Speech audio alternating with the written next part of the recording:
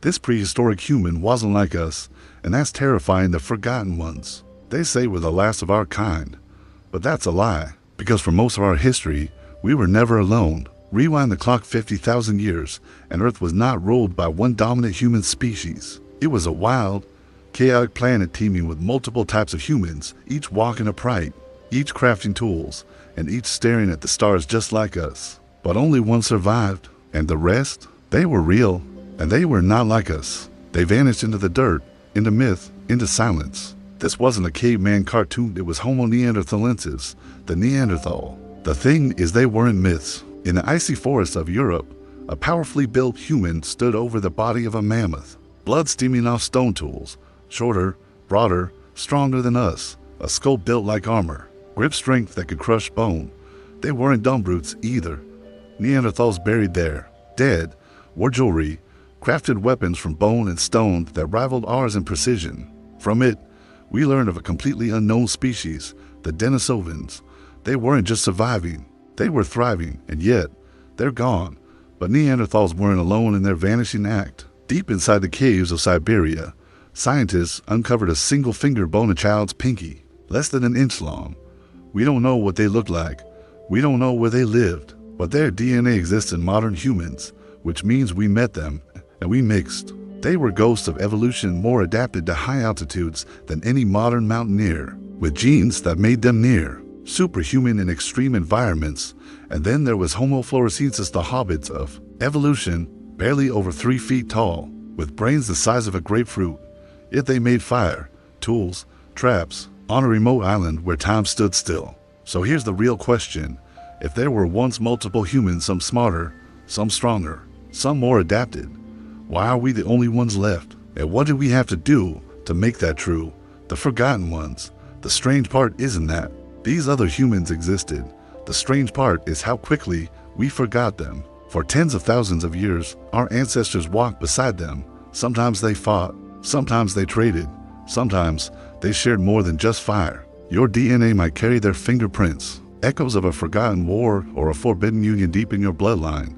If you have European ancestry, you likely carry Neanderthal genes. If you're from the Pacific or parts of Asia, Denisovan code runs silently inside you. They thought it was a diseased human, deformed by illness. They're gone, but they're not. They live inside us in the color of your skin, the way you handle oxygen at high altitudes, how your immune system responds to illness. They were never some other species. They were human, just not like us. And here's the most haunting part. A tiny adult human barely 3 feet tall with primitive features and sharp tools scattered around its feet. We didn't know about any of them until just recently. It wasn't until 1856 that Neanderthal bones were found in a cave in Germany, and at first, scientists refused to believe it. We didn't want to believe there had been others. Why? Because deep down, we need to feel like the chosen ones, the final product, the rightful heirs. But science doesn't care about ego. In 2004, a skeleton was found on the Indonesian island of Flores. We called them hobbits as if that softened the truth. But the truth was, they were still here just 12,000 years ago.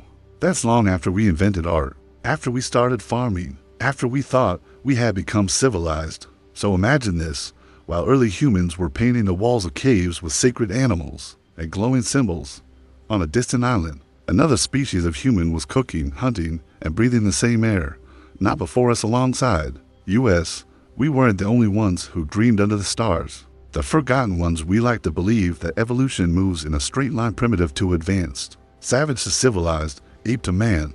But evolution doesn't care about your timeline. It's not a ladder, it's a battlefield. And for most of human history, Earth was a war zone of species, each adapted in its own terrifying way, each vying for survival in a brutal, unforgiving world. There wasn't one correct way to be human. There were many, and some of them were better than us, faster, stronger, more physically resilient. Neanderthals had massive rib cages for greater lung capacity, stocky builds that preserved heat in glacial Europe, and crushing hand strength. Denisovans may have been genetic giants carrying adaptations that still baffle scientists today. Even the tiny hobbits of Flores had some unique twist of evolution that allowed them to thrive in isolation while the rest of the world changed. So why did we win? That question haunts archaeologists to this day, because the answer might not be strength. It might not be intelligence. It might be something darker. Maybe we outbred them, maybe we assimilated them, or maybe we wiped them out. There's evidence of competition of Homo sapiens entering new territories and shortly after, the other humans vanishing. Coincidence or conquest? The bones can't speak, but the silence they left behind is deafening, and in that silence, there's a shadow of realization we can't ignore. If multiple types of humans once existed, and now there's only us, then at some point, we became the last predator standing. We weren't chosen, we endured. But what did it cost? Because in wiping them out or watching them disappear, we lost more than we'll ever know. Different minds, different ideas, different dreams. The forgotten ones weren't just another branch of our family tree. They were whole worlds of possibility, extinguished. And that truth, it doesn't make us feel more human. It makes us wonder what kind of humans we had to become to be the only ones left. When worlds collided the first time it happened, there was no warning. A footstep in foreign soil, a fire lit where it never burned before, the beginning of the end. For someone, to human worlds on a collision course. Tens of thousands of years ago, our ancestors stepped into lands they had never seen. Cold forests, high mountains, endless plains. But these weren't empty frontiers. They were already occupied. Neanderthals had been there for hundreds of thousands of years. They knew the terrain. They were built for it, and then we came. At first, the encounters were probably rare fleeting shadows between trees, glowing eyes across firelight, echoing footsteps in the snow. But soon, they couldn't be avoided. Imagine it, a small band of Homo sapiens, thin-limbed, sharp-eyed, clever, crossing into Neanderthal territory. The Neanderthals see them, not animals, not prey, something other, something familiar. There's tension, curiosity, fear. They don't speak the same language, but both carry weapons. Both hunt the same game. Both want fire, shelter, food. What happens next? Did they fight? Did they trade? Did they stare across the fire in silence, knowing this meeting would change the world forever? The truth is, we may never know exactly what that first contact looked like. But we know this: they met, and everything changed. Because after we arrived, they began to vanish. But not before something strange happened. In caves from France to Siberia, archaeologists found a mystery. Remains that were not quite Neanderthal, and not quite Homo sapiens either. They were hybrids. Proof that the two species didn't just compete, they interbred. We didn't just conquer them, we merged with them. And that single fact rewrites everything we thought we knew about human evolution. Because it means our blood is not pure, it's shared, it's mixed, it's ancient. You are not just human. You are a mosaic of every human that came before you, even the ones you were never told about. When worlds collided for decades, scientists believed we came out of Africa, spread across the globe, and replaced every other hominid we encountered. A clean sweep, a heroic march of progress. But DNA told a different story. When scientists began decoding the human genome, they found ghost signatures, genetic echoes that didn't come from us, they came from them. Neanderthals, Denisovans, unknown others. Today, nearly every non-African person carries between 1 to 2% Neanderthal DNA, and some Melanesians and Southeast Asians up to 5% Denisovan DNA. We didn't just eliminate the competition, we absorbed it. This wasn't survival of the fittest in the way we imagined. It wasn't just brute strength or better tools. It was contact, sometimes violent, sometimes intimate. Because when do species meet? Not across oceans, but in caves and valleys and dark forests. They don't just battle, they interact. They steal fire, steal ideas, they steal blood. Some encounters must have been brutal raids, ambushes, territory skirmishes. Others may have involved hesitant cooperation, sharing a kill, exchanging tools, even watching each other's children. And through it all, something new was being born, a new kind of human, us. We are not the pure descendants of a single noble species. We are the survivors of a long, complicated entanglement of branches and bloodlines, and we carry their scars, genetic legacies we didn't even know were there. You ever wonder why some people have better resistance to certain diseases? Why some thrive in high altitudes while others don't? Why some people feel inexplicably wild, instinct-driven, fire-forged? That's them still whispering inside us. The Neanderthal genes in your body influence your immune system, your skin tone, even the way you feel pain. Denisovan DNA has been linked to adaptations for oxygen efficiency at extreme elevations. You're not just modern, you're ancient. You're built from forgotten bones, merged blood, and a past more tangled than any myth ever told. And that brings us to a darker truth. Because if we absorb some of them, we didn't absorb all of them. When worlds collided, the story isn't just about who we became. It's about who didn't survive to tell their version. Because while we carry traces of Neanderthals and Denisovans, the rest of them, gone. Wiped out, erased, no bones. No tools, no stories. Just a deep silence in the fossil record and a haunting question. Why are we still here? And they're not. Some say it was climate. As the ice age rolled in and out like a tide of death, entire habitats collapsed. Species who had adapted to the cold suddenly found themselves facing deserts. But Neanderthals had weathered climate shifts before. They had fire, tools, knowledge of the land. Some say it was disease, that Homo sapiens brought microbes that shredded the immune systems of other humans, just like European colonists devastated the Americas maybe. But microbes don't tell the whole story. And then there's the theory nobody wants to say out loud. We killed them, not in a single genocidal war, but gradually, strategically, territorially. We competed for the same hunting grounds, the same caves, the same resources. And we had something they didn't. Numbers, cooperation, language. Homo sapiens may have banded together in larger, more organized groups. We shared ideas faster. We innovated quicker.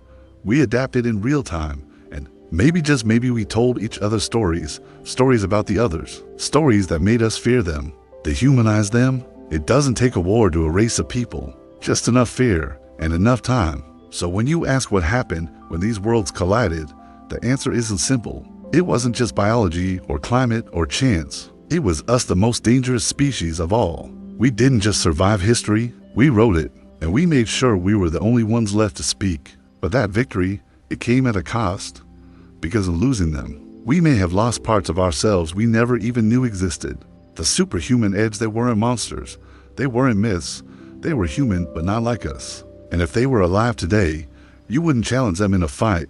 You'd run. Because compared to modern Homo sapiens, these other humans were built like war machines. Let's start with the Neanderthals. They weren't clumsy brutes.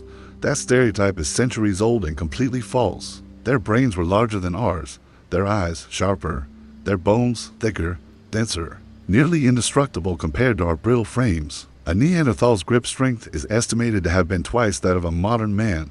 That means they could crush stone tools with one hand, snap tree limbs like twigs, hold on to prey and never let go. And they didn't just fight. They crafted. From hunting spears to adhesives to tailored clothing. Neanderthals mastered technologies long before we gave them credit. Some archaeologists believe they had symbolic art, that they buried their dead with care, that they mourned, that they remembered. So what does that mean? It means they weren't just strong, they were thinking, feeling, possibly even dreaming humans, just on a different wavelength. Now imagine Homo sapiens encountering this version of man. Not some mindless caveman, but a figure broader, stronger, faster, and equally intelligent. Would you call that an equal or a threat? And they weren't the only ones. In the high-altitude caves of Siberia, Denisovans had a different kind of edge. They carried genetic adaptations that modern scientists still don't. They fully understand traits that allow Tibetan people today to survive at oxygen-deprived altitudes without struggling. It's not just impressive, it's unreal. These weren't evolutionary leftovers. They were evolutionary variants custom-built for different environments, and in many ways, they were superior. So the question becomes terrifyingly simple. If they were better than us, why are they gone? And more disturbingly, did we win by being stronger, or simply by being more ruthless? The superhuman edge. To understand how different these ancient humans really were, you have to look beneath the skin into the blueprint, because their bodies weren't just rugged by chance. They were sculpted by the environment, forged in an age of ice, predators, and survival without mercy. Start with the Neanderthals again. Their skulls were long and low, with a heavy brow ridge that gave them a permanent scowl.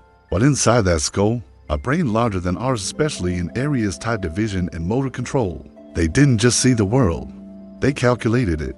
And their massive rib cages housed lungs designed for maximum oxygen intake. Their stocky builds minimized heat loss, made them hard to injure, and allowed them to generate more muscle mass naturally. They weren't slim marathoners like us. They were short-range powerhouses, ambush predators, close-quarters killers. If one grabbed you, you wouldn't get free.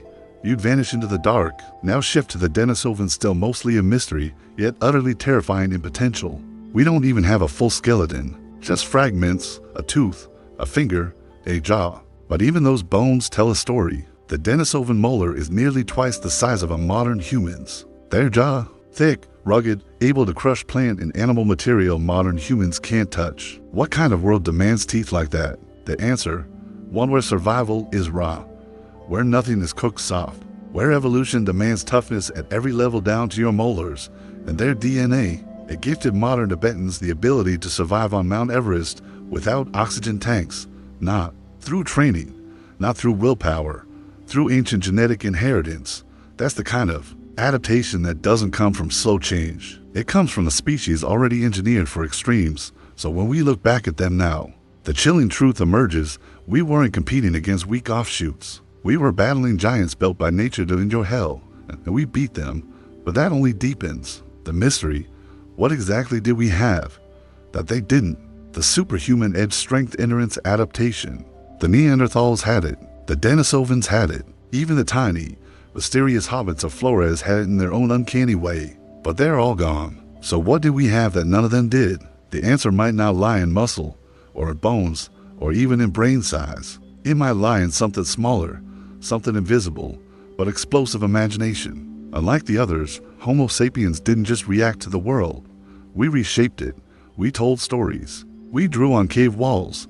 We created symbols and meanings even before written language. That's not just art, it's evolution on another level, because imagination fuels connection. A group of Neanderthals might hunt together, survive together, even care for their sick, but early Homo sapiens, they believed together. They created myths, rituals, and shared illusions that bonded tribes into nations before nations even existed. A symbol scratched into a cave wall wasn't just decoration. It was a message to the living, to the dead, to the unborn. That's what changed everything. With shared beliefs, humans could rally hundreds.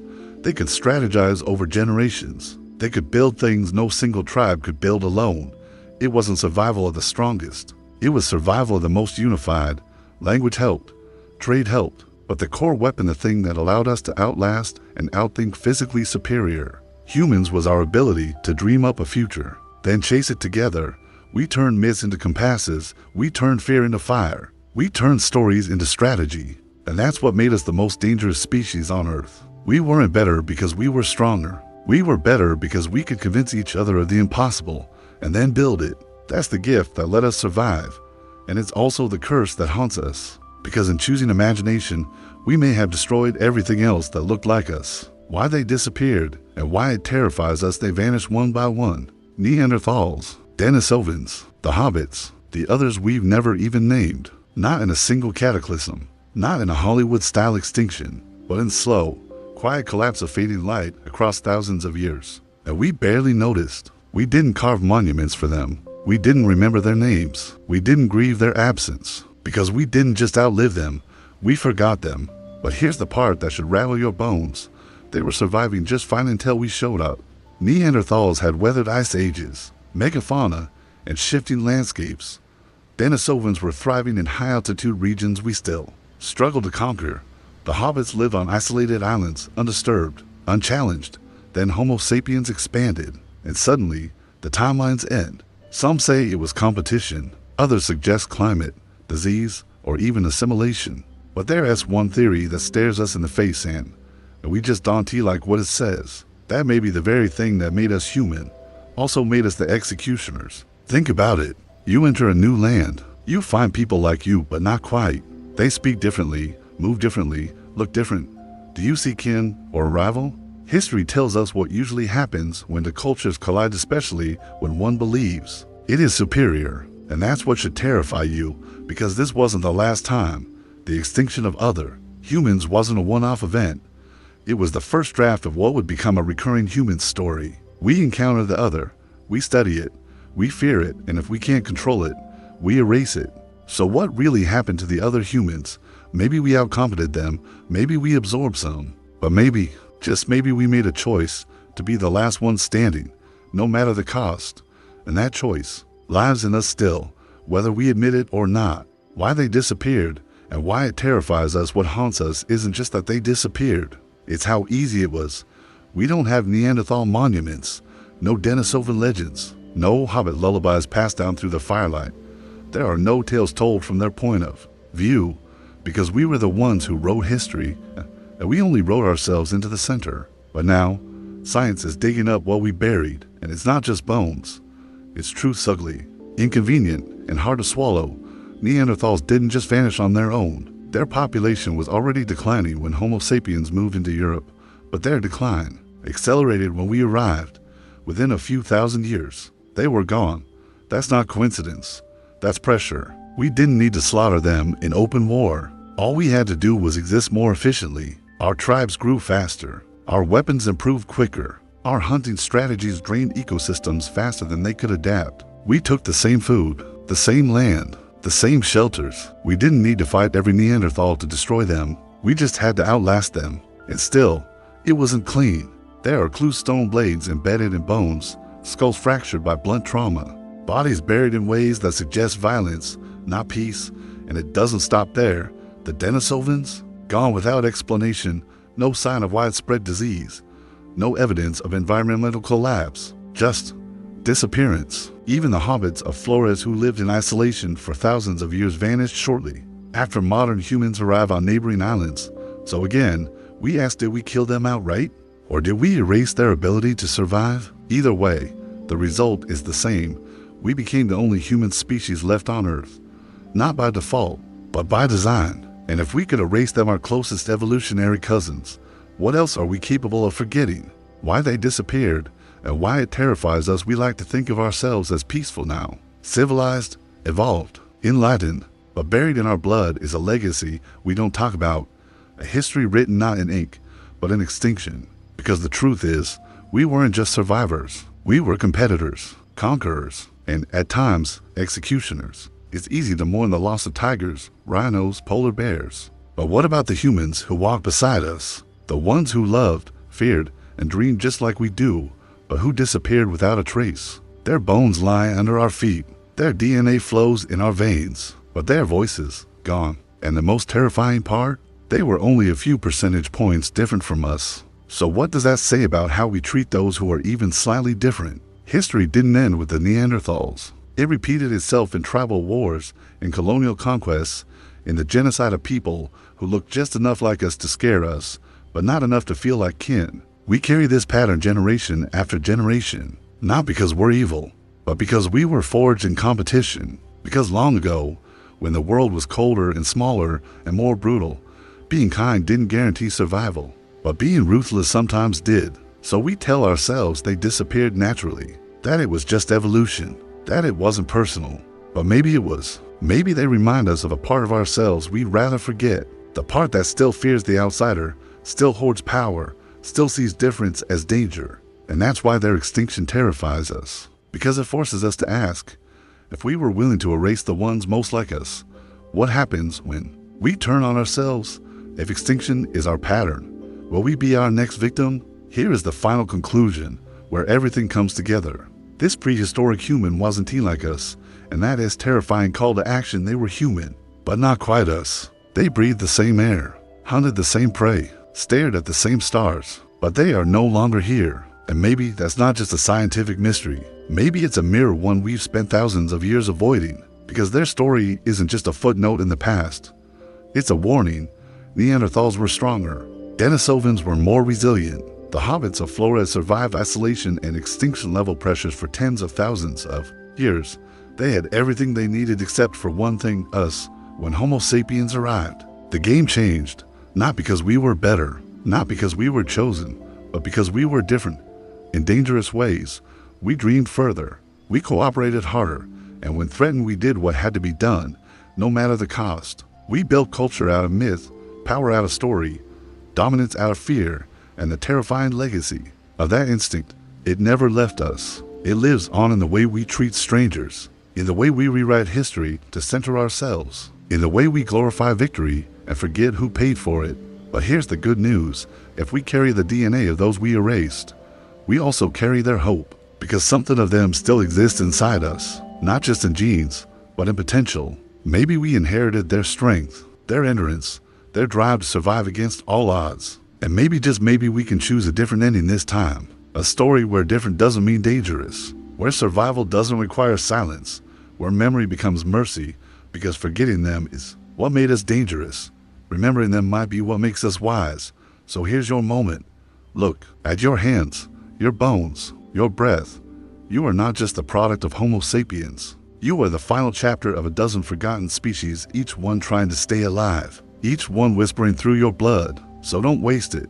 Don't waste the gift of being here, the miracle of being the last one standing. Honor their story by living yours with awareness, with responsibility, with fire,